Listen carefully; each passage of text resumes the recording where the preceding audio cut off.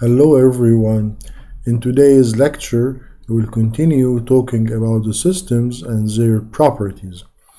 In the very last lecture we started talking about the system properties, and we have learned that any system, be it a continuous time or a discrete time system, is usually described by an operator H. And the operator H describes the operation or the action the system performs on the input signal in order to generate or obtain the output signal. And in this section, we were trying to discuss the different properties of a system which describes the characteristics of this operator H. And as we have seen in the previous lecture, there are 6 basic properties of any system we're going to deal with: stability, memory, causality, invertibility, time invariance, and linearity. And we already started talking about the stability, and we have learned that a system is said to be stable in the bounded input, bounded output sense, if and only if every bounded input results in a bounded output. And by a bounded signal, input or output, we mean that the signal has a maximum amplitude. It does not go beyond, it does not exceed. So bounded here is related to the amplitude of the signal. In other words, a stable system, the output of such a system, does not diverge, i.e. doesn't go to infinity if the input doesn't go to infinity.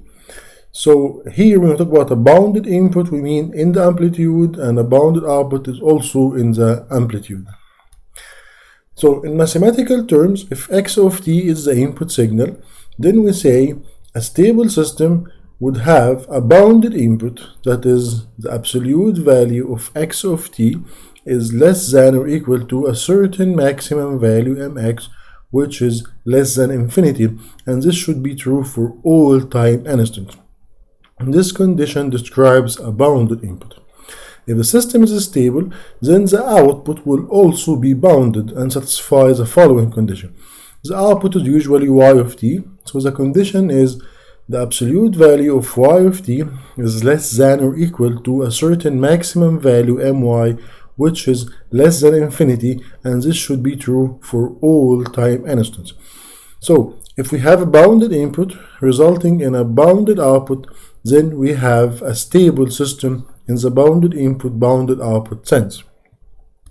And also in the previous lecture, we already discussed this example, and also this example has been discussed in details.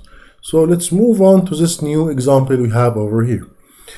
Let's consider the following discrete time system where the output y of n equals the summation over k equals 0 to infinity of rho to the power k times x of n minus k. And the question is asking us to show that the system is unstable if modulus rho is larger than 1. Of course, this question can take a different form. I can ask you to check the stability of such a system, and this means that you have to check the stability for different values of rho, and you come to the conclusion that the system is stable for this value of rho and is unstable for this value of rho. So let's see how it goes.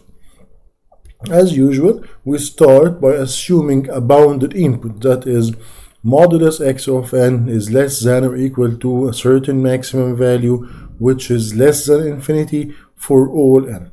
And the task now is to try to evaluate the absolute value of y of n and see if this absolute value will be bounded. So doing so, absolute value of y of n equals absolute value of the summation. And as we have seen in the previous lecture, this is always less than or equal to the summation of the absolute values of the terms inside the sum. So summation k equals 0 to infinity, and then you have the absolute value of rho to the power k x of n minus k. And then we can separate these two into rho to the power k inside the absolute, and then x of n minus k inside the absolute. But since we have assumed a bounded input, we know that the absolute value of xn minus k is always less than mx for any time instant. That's why we can replace absolute value of xn minus k by mx. So now we have modulus y of n less than or equal to summation from k to 0 up to infinity of modulus rho to the power k mx. And since the summation is over the variable k and mx is not function of k, then we can move mx outside the summation. And we will get mx times this summation. This is a geometric series, and as we have seen in mathematics before, the sum of the geometric series equals 1 over 1 minus modulus rho if modulus rho is less than 1. In this case, if modulus rho is less than 1, the absolute value of y of n goes to a finite value. It doesn't go to infinity, so in this case the system will be stable. But if modulus rho is larger than 1, this summation will diverge and will go to infinity, in which case the output also will diverge and the system will not be stable. This is a result we have already seen in mathematics for the summation of geometric series. Here we're doing it in more details. So if rho equals 1, you have summation of 1 to the power k, which is 1, from 0 to infinity. So 1 plus 1 plus 1 up to infinity, which will give you infinity and hence an unstable system. Same for rho equals minus 1.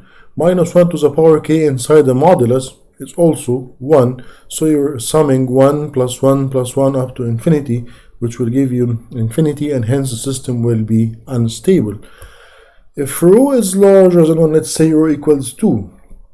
So here you will have 2 to the power 0, which is 1, plus 2 to the power 1, which is 2, plus 4 plus 8. So the series is diverging, and hence the summation will also diverge. 1 plus 2 plus 4 plus 8 plus 16 and so on. It will go to infinity, and hence the system is not stable. Same for rho less than minus 1. So this system is not stable for the given range of rho, which was modulus rho larger than 1. And it will only be stable for modulus rho less than 1. Okay, so now we can move on to the next property, which is the memory. And in this property, we're trying to ask ourselves a question. Does this system have a memory? Which means, does it remember the past or the future, as we're going to see right now? So, a system is said to possess a memory if its output signal depends on the past or future values of the input signal. So if the present output of the system depends on the present value of the input and the past or the future values, in this case, we say the system has a memory. It needs to remember the past in order to compute the present output, or needs to remember the future, which is kind of weird to remember the future, but as we're going to see later on, remembering the future is basically sort of a memory, as we're going to see. So again, if you're asked to check if a system has a memory, you need to ask yourself a question. In order to compute the present value of the output, do I need the previous or the past values or the future values of the input? In this case, it has a memory. On the other hand, a memoryless system is a system in which the present value of the output signal depends only on the present value of the input signal. So the system does not need to remember the past or the future in order to compute the present value of the output. So, for example, a resistor is a memoryless system. How is that? We all know as a resistor is controlled or governed by Ohm's law. I of t equals V of t over R. In this case, the present value of the output depends on the present value of the input. So the current at instant, let's say 5 seconds, equals the voltage at 5 seconds over R. Computing the present value of the output does not require any past values of the input or future values of the input. The current at 5 seconds requires only the voltage at 5 seconds. You don't need the voltage at 6 seconds, 7 seconds, or the voltage at 2 seconds. You don't need the past or the future. That is, the current at time instant t depends only on the voltage at the same time instant. This kind of system is called a memoryless system. An inductor, on the other hand, it has a memory. How's that? If you remember the circuits we have studied, the current in the inductor equals 1 over L integration from minus infinity to t v of tau d tau. So, in order to compute the current at instant t, you need to know the values of the voltage starting from minus infinity up to the time instant t. In other words, you need to have a memory to remember the previous values of the voltage and add all of them. As you know, the integration is sort of summation in order to compute the current.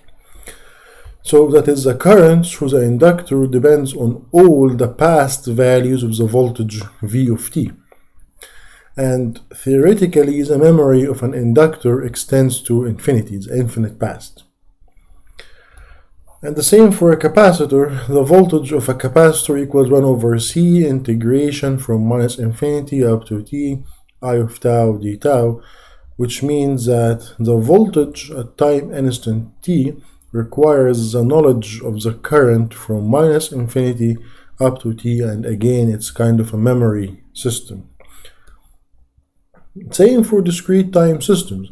Let's consider this discrete time system where the output y of n equals 1 over 3 x plus n minus 1, x plus n minus 2.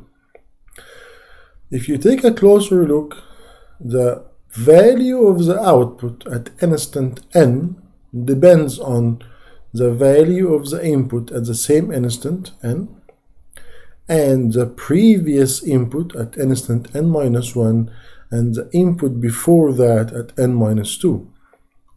Let's say n equals 5. So the present value of the output y of 5 depends on x of 5, the present value of the input, x of 4, which is the previous value of the input, and x of 3, which is the value of the input before that. So this kind of system is called a memory system, or it has a memory, because to compute the present value of the output, you need to know the past or the previous values of the input. So this system is kind of depending on the past, so it's a memory system, or it needs a memory. In other words, when you implement such a system, you need to have a memory element in your system in order to achieve this kind of behavior. Let's consider a system that's described by the equation y of n equals x squared of n.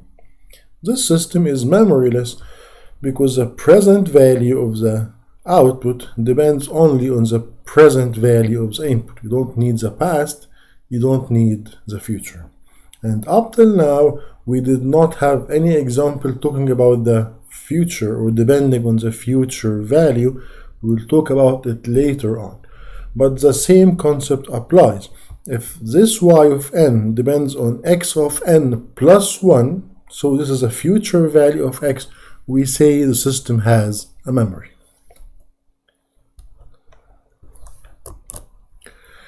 Now let's move on to the next property, which is the causality.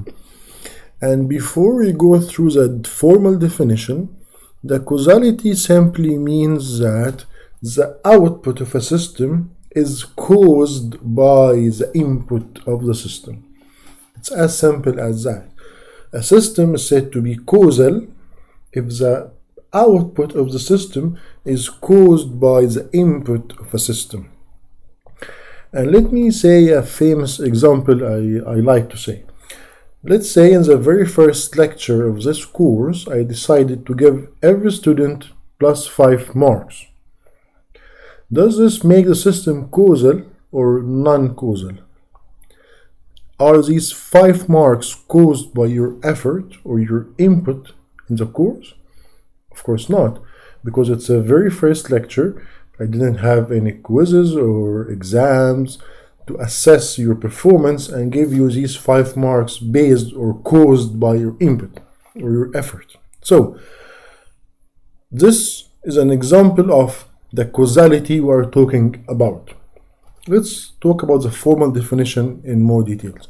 A system is said to be causal if the present value of the output signal depends or caused by only the present or past values of the input and the past values of the output signal. And the key word here is the present, past, and past. So the system is said to be causal if the present value of the output only depends on the present and past values of the input and the output.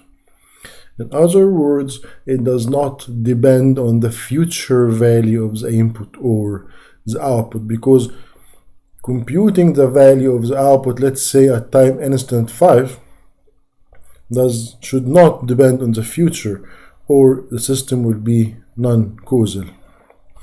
In other words, a non-causal system is said to be non-causal if the present value of the output depends on one or more future values of the input signal. If the present value of the output requires a future value of input or output, this will make the system non-causal. Example. Let's say we have a discrete time system whose output y of n equals 1 over 3 x of n plus x of n minus 1 plus x of n minus 2. It's clear that this system, the present value of the output depends on the present and past values of the input. This system has a memory, it's a memory system, and it's a causal system because there is no dependence on the future. The output at instant n, let's say 5, y of 5 equals x of 5, x of 4, and x of 3. Only the past and present values are required. We do not need future values, which make the system causal. But let's consider this system. Y of n equals 1 over 3 x of n plus 1, x of n minus 1. It's clear that this term, x of n plus 1, will make the system non-causal, because let's say you want to find y at instant 5. This will require x of 6, which is a future value of the input supposedly we do not have, plus x of 5 plus x of 4. So this system has a memory. Yes, it has a memory because it depends on the past and the future, and it's non-causal because we have a dependence over here on the future value of the input signal. Causality is required for a system to operate in real time. What does this mean? To operate in real time, it means that at time instant n, we need to compute the output y of n at the same time instant, which means that if you want to compute the output at instant n, y of n, I need to depend only on the present or the past. I cannot depend on the future, otherwise I will not be able to compute because I do not have this future value. So for instance, let's say we have a system y of n whose output y of n equals x of n plus 1. So y of 5 equals x of 6, and y of 6 equals x of 7. So the output depends on the future. So at time instant 5, I cannot compute the output at the same time instant because it requires input at a future value I do not have at time instant 5. That's why for a system to operate in real time, that is to generate the output at the same instant we have, to generate the output instantaneously, in other words, the system has to be causal. But a non-causal system can only operate in non-real-time fashion. What does this mean? Can we actually build a non-causal system? Yes, we can build a non-causal system, but it will not operate in real time. How is that? Let's consider the same system we have just been talking about, y of n equals x of n plus 1. So y of 5 equals x at instant 6, and y of 6 equals x at instant 7. This system can operate, but not in real time. In other words, I will be producing or generating the output y of 6 at instant 7, and I will be generating the output y of 7 at instant 8. There is always a delay between the output and the input. This delay is kind of buffering. We're buffering or storing the values of the input because we need a future value. You need to compute y of 5, you need x of 6, which you do not have until the time instant 6 has happened already. So in this case, you will delay producing or generating the output until you get the future value you need, which means you will not operate in real time. And this will require a sort of memory or storage. That's why we have said a system that depends on the future is a memory system. The next property is the invertibility, which I will skip for now, and we will talk about this property, the invertibility, later on by the end of this course when we talk about the Laplace transform. But for now, I will be skipping the property which is the invertibility. So let's move on to the property after that, which is time invariance. Time invariance is a very important property, and as a matter of fact, in the next chapter, we will be talking about systems that satisfy two properties. One of them is time invariance, and the other one is linearity. These two properties, the last two properties, are really important, and these two properties combined will generate or result in a system that's called linear time invariant system. And in the next chapter, we will only be talking about this family of systems which satisfy the linearity and time invariance. So, what is time invariance? As the name implies, it means that the system properties does not change with time. Time invariance. Invariance means does not vary, does not change with time. So, a system is said to be time invariant if a time delay or a time advance of the input signal leads to an identical time shift in the output signal. What does this mean? It simply means that if you have an input x of t resulting in an output signal y of t, if you apply a time delay or a time advance of the input signal, let's say we make it x of t minus t node, if the output is the same y shifted with the same t node, that is y of t minus t node, in this case we say the system is time invariant because the delay or advance we had in the input signal leads to an identical time shift in the output signal, which means that the system properties at time t is the same as the system properties at time t minus t node. The shift does not affect the behavior of the system, does not affect how the system operates on the input signal. In this case, we call it time invariant. Let's say it again. A system is said to be time invariant if a time delay or a time advance of the input signal results in an identical time shift in the output signal. This means that the system behavior is the same for the original signal and the same for the shifted signal, so it does not change over time. That is, the characteristics or properties of a time invariant system do not change with time. This is very important. The characteristics of the system, which is time invariant, does not change with time. Otherwise, the system is said to be time variant. If the system properties change with time, it's called time variant. And this figure illustrates the idea we have been talking about, which is basically shifting a signal resulting in a certain output. If this output is the same as the old output with the same shift, then the system is time invariant. So, if the output of a system H is given by this relation, which is basically saying that the output of a system is equal to the system operator H acting on the input signal x of t. So, for this system to be time invariant, if the system operator acts on a shifted version of the signal, input signal, x of t minus t node, if the output is the same as y, this y, but with the same shift, in this case, we say the system is time invariant.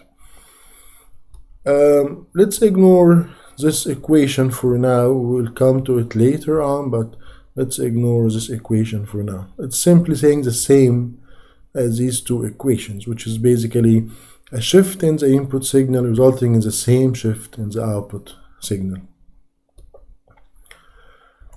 Okay, so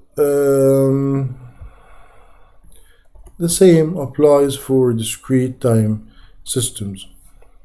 Okay, example. For an inductor, y of t, the output signal, equals 1 over L integration from minus infinity up to t x of tau d tau, and this operation is basically the operator H acting on the input signal x of t. We are asked to show that the inductor is time invariant. In other words, the behavior of the inductor does not, or the properties of the inductor does not change with time. So, in order to check for time invariance, we need to do two things. First, we need to shift the input signal, replace every x of t with x of t minus t node, and compute the output, and then compute the output shifted y of t minus t node, and compare the two results. If they are equal to each other, then the system is time invariant. So let's see how it goes.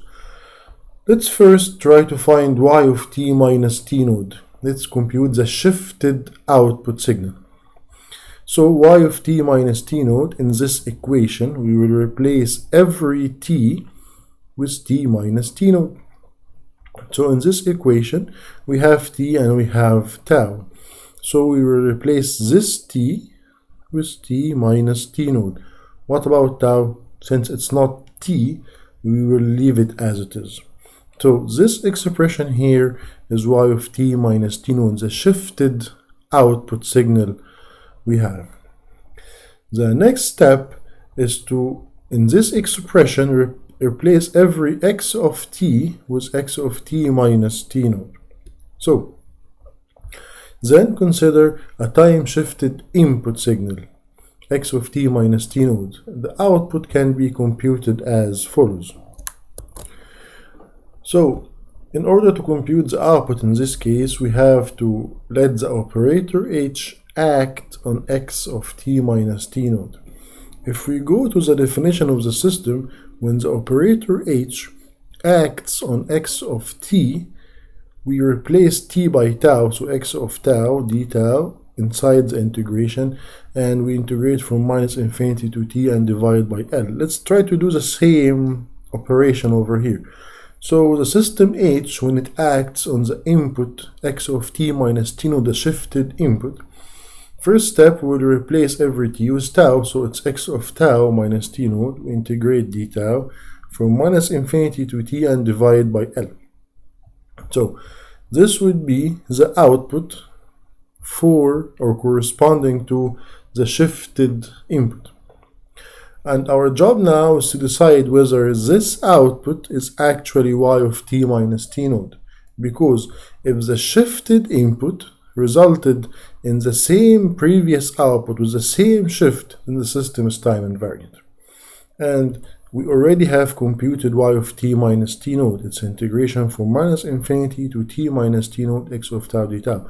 Does this expression actually have anything to do with this expression? Let's see.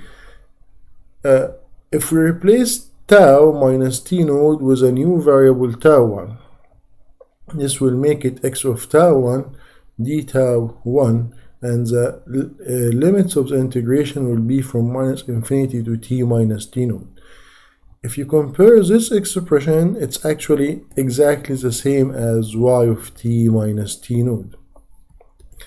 That's why we say this system is time invariant, because a shifted input resulted in the same output we had with the same shift, which means the system properties does not change with time. So it's time invariant. Okay, so let's consider this example. A system whose output y of t equals x of t over r of t. So when the system operator h acts on the input x of t, it results in this kind of output, x of t over r of t. So we need to judge if this system is time variant or time invariant. So the first step, let's try to find y of t minus t node. So in this expression over here, y of t minus t node, so we are replacing every t with t minus t node. So we will get x of t minus t node over r of t minus t node.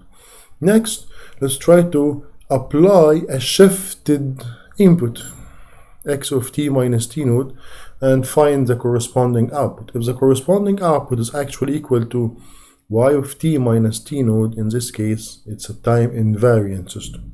If it's not equal, then it's time variant system. Let's see how it goes. Let's define x of t minus t node as an input signal x1 of t. So now we're applying x1 of t. So when the system operator h acts on x1 of t, what kind of output are we going to have? When the system operator h acts on x of t, we get x of t over r of t. So when the system operator h acts on x1 of t, we will get x1 of t over r of t. But x1 of t is actually x of t minus t node, the shifted input. So now the output we have is x of t minus t node over r of t, which is not equal to this shifted output, which means that this system is time variant. Its characteristics or behavior changes with time. It's basically because we are dividing or multiplying with a function of time r of t. So for a system to be time invariant, when you multiply the input with a constant, with a factor, it has to be constant, not function of time. Let's consider this example where the output y of n, which is this system operator h acting on the input x of n, equals r to the power n x of n. So first, let's try to find the shifted output, y of n minus n naught. So in this expression, we will replace every n small with n minus n naught. So we'll get r of n minus r to the power n minus n naught times x of n minus n naught. And next, let's define a new input, x1 of n, which is a shifted version of x of n. And let's compute the output. If the output is equal to the shifted output here, y of n minus n known, then the system properties does not change with time, and hence the system is time invariant. But if the resulting output here is not equal to this shifted output, then the system properties have changed with time, and it's time invariant system. So let's see. When the system operator h acts on the input x1 of n, the result would be r to the power n x1 of n. So r to the power n times x of n minus n node, which is not equal to this shifted output.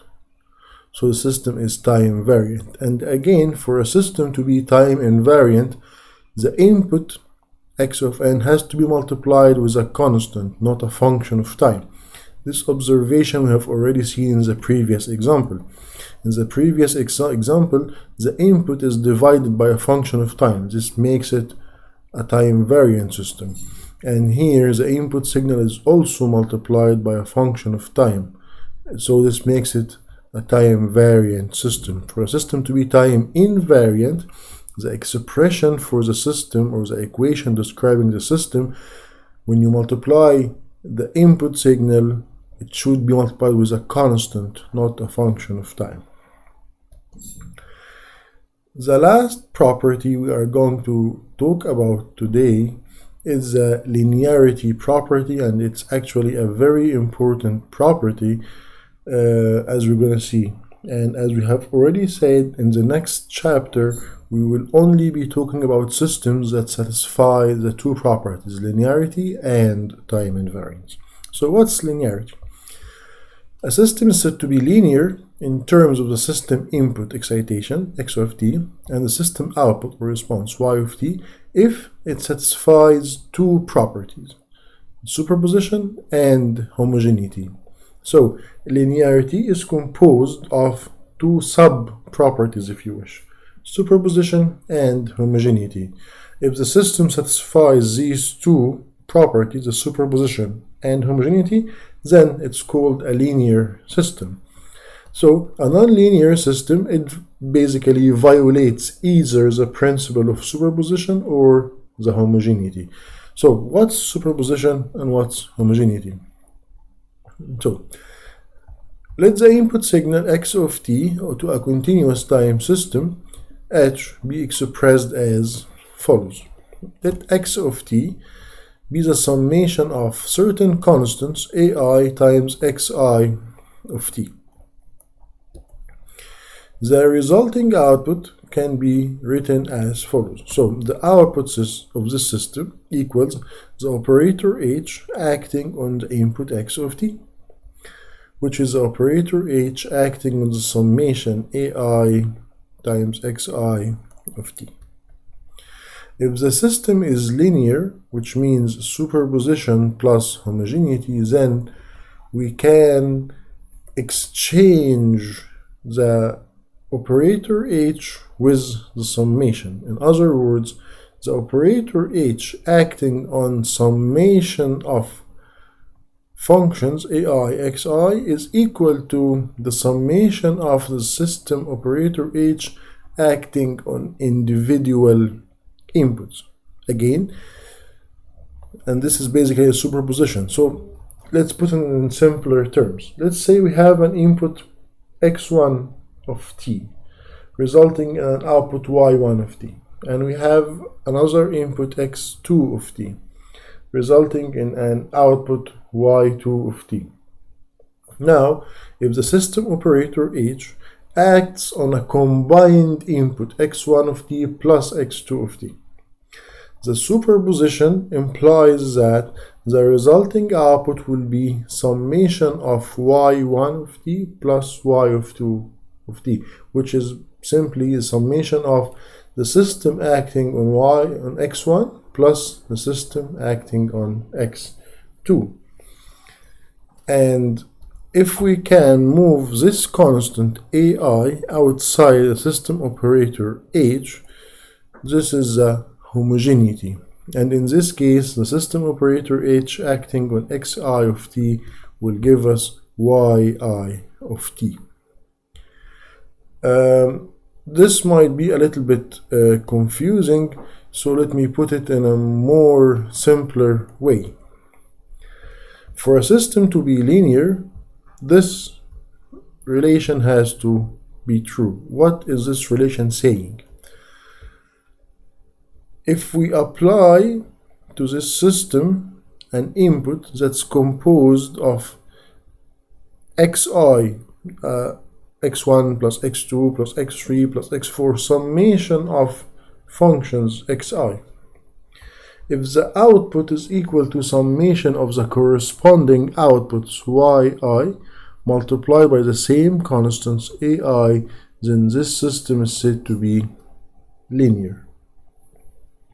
And the same concept applies for discrete time systems. So let's take a closer look at this expression over here. Let's say we have functions x1 of t and x2 of t. So, a function x1 of t results in an output y1 of t. And another function x2 of t results in an output y2 of t. So if we have a new input that's composed of x1 plus x2 times some constant, so a1 x1 plus a2 x2. If the system output is a1 y1 plus a2 y2, then this system is called linear system. Multiplying by a constant ai resulting in multiplying by the same constant in the output, this is called homogeneity. And ai xi plus or a1 x1 plus a2 x2 resulting in a1 y1 plus a2 y2, this plus sign represents the superposition. So the linearity is composed of two features, homogeneity and superposition. Homogeneity is multiplying by a constant here and having the same constant in the output, and superposition adding x1 plus x2 resulting in adding y1 plus y2. And the same concept applies for discrete time systems. Example. Consider a discrete time system described by the following relation. Y of n equals n times x of n. Show that this system is linear. So, in order to show that this system is linear, let's assume that this input x of n is composed of a summation of some other inputs xi. So let x of n be summation of ai times xi for I going from 1 to n. Or in simpler approach, let's just assume n capital equals 2, so a1 x1 plus a2 x2. And the input x1 is assumed to result in an output y1, and the input x2 is assumed to result in an output y2. In other words, yi, the output of the input xi, equals n times xi. So our job now is to find the output y of n corresponding to this input x of n. So if the output y of n is equal to the summation of the corresponding outputs multiplied by the corresponding constants, in this case the system is linear. If not, so it's not linear. So y of n equals n times x of n, which is n times this summation. This summation is over the variable I, so I can move n from outside the summation inside the summation. So it's equal to summation I from 1 to capital N ai times n xi of n. But n times xi of n is actually yi. It's the output corresponding to the input xi. So this can be written as summation of ai times yi, which means that the output of this composite input is equal to the same composition of the corresponding outputs yi. So the system is actually linear. In simpler terms, if we assume x of n equals a1 x1 plus a2 x2, if you follow the same procedure, you will find y of n equals a1 y1 plus a2 y2, which means the system is actually linear. Moving on to this example, y of t, the output of a system, equals x of t times x of t minus 1. Show that this system is non-linear. So we'll start by assuming that the input x of t we have is a summation of ai times xi of t. So next we will try to compute the corresponding output. So if we have the input to be xi of t, then the corresponding output is yi of t, which is xi of t times xi of t minus 1. So let's apply this composite input x of t and see if the resulting output is actually summation of ai yi of t. If the corresponding output is a summation of ai yi of t, in this case the system is linear. If not, it's not linear. So let's see. So y of t equals x of t times x of t minus 1. But x of t is actually this summation, ai xi of t from I equals 1 to n. And x of t minus 1 is another summation, so we will use a different counter. Instead of I, we will use j from 1 to capital N, aj xj of t minus 1. And it's no big deal changing the counter from I to j. It's a dummy variable if you wish. Counting using I or j or k, it's just the same summation. But using a different counter here, j, instead of I, will allow us to have these two summations together like this and combining the terms over here. So we'll have summation over I, summation over j as a double summation, ai, aj, xi, xj. Is this equal to summation of ai, yi of t? Let's see. So if I equals j, then you will have ai times ai, which is ai squared, and then xi of t times xi of t minus 1, which is yi of t. So if we consider the case where I equals j, we will get this term, which is summation from I equals 1 to n, ai squared, xi of t, yi of t minus 1. This this xi of t times xi of t minus 1 is actually yi. So this term will give us ai squared times yi, and here we have a problem.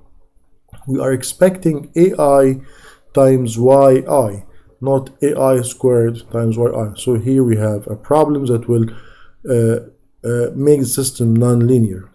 Additionally, or moreover, we have cross terms where I is not equal to j.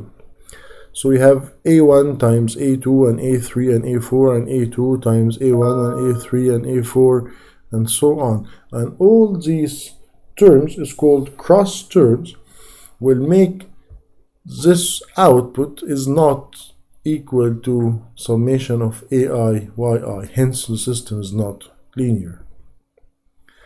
So we can see that y of t is not equal to summation of ai xi of t minus 1, hence the system is non-linear. It does not satisfy the superposition or the homogeneity properties.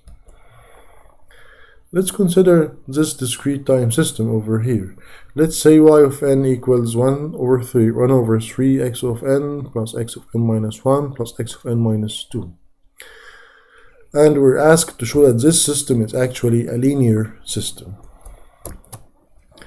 So as usual, we will start by assuming that the input x of n is composed of another inputs xi of n and multiplied by a constant ai under the summation. So we'll assume x of n is a summation of these inputs multiplied by these constants. So applying the input xi will give us the output yi of n, which is 1 over 3 xi plus xi plus xi. So this is the output we have yi. So now applying this composite input, which is composed of these inputs scaled with the factors ai, let's try to find the corresponding output. So y of n equals 1 over 3 x of n plus x of n minus 1 plus x of n minus 2. But x of n itself is this summation ai xi. X of n minus 1 is another summation ai xi of n minus 1.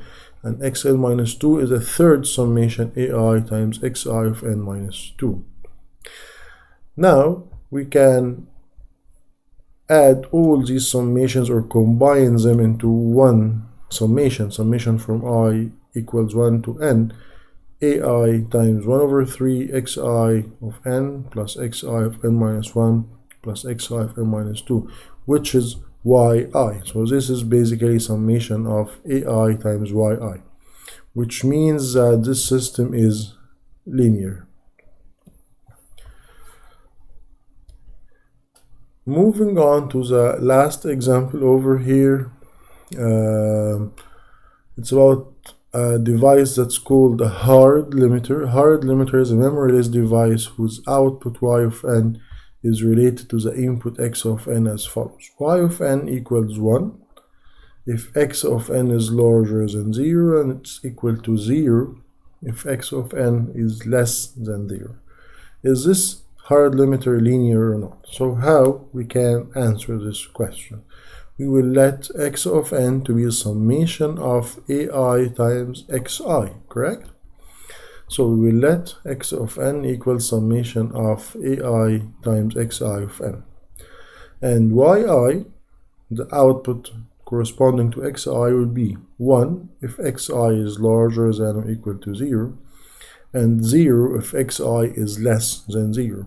And our job now is to apply this composite input that's composed of x1, x2, and x3 and so on to the system and find the corresponding output.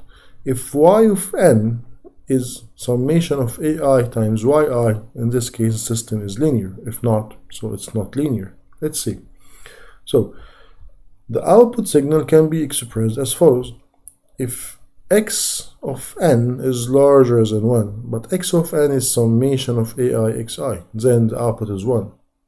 So y of n itself takes the value of 1 or 0 depending on this sum, and this is clearly not equal to the sum of ai times yi, because yi takes the value of 1 or 0.